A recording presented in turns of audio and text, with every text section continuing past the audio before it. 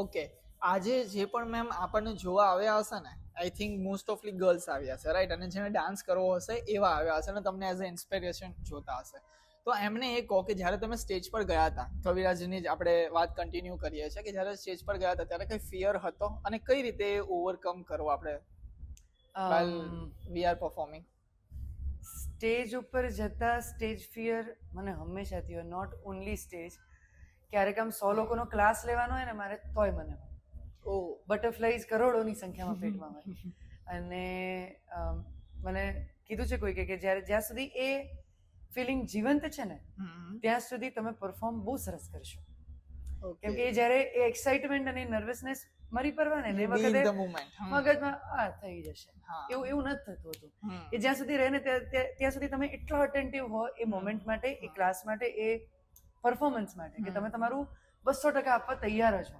કે જે છે મારી પાસે 5 મિનિટ છે, પણ એ 5 મિનિટ પહેલાની જે 15 મિનિટ છે ત્યારે જે આમ ગળમથલ તોફાનો શરીરમાં ચાલતા હોય એને ઓવરકમ ખાલી ને ખાલી 30 સેકન્ડમાં થઈ જાય. એક ઊંડો શ્વાસ લેવાનો, ઊંડો શ્વાસ છોડવાનો, મગજમાં વિચારવાનું કે સ્ટેજ ઉપર આપણે છીએ, લોકો આપણને જોવા આવ્યા છીએ, અત્યારે આપણે રાજા છીએ, આપણે જે કરશું એ લોકો જોશે, અને સારું આપવું એ આપણી નીતિમાં અને સ્વભાવમાં છે. સો just B confident, just B you. જાઓ સ્ટેજ ઉપર અને જે આટલા દિવસોની, આટલા મહિનાઓની મહેનત છે ને, બસ. But how to build that confidence, આપણે એની જ તો વાત કરીએ છીએ. એ ધીરે ધીરે કઈ રીતે થાય છે? પોતાની જાત ઉપર કોન્ફિડન્ટ થવું પડે સૌથી પહેલા, તમે જે કરો છો એમાં. અને એની પ્રેક્ટિસ વધારે ને વધારે ડાન્સની પ્રેક્ટિસથી થાય. સૌથી પહેલા તમે 5 વખત પરફોર્મન્સની પ્રેક્ટિસ કરીને જશો ને તો તમે એટલા કોન્ફિડન્ટ નહીં.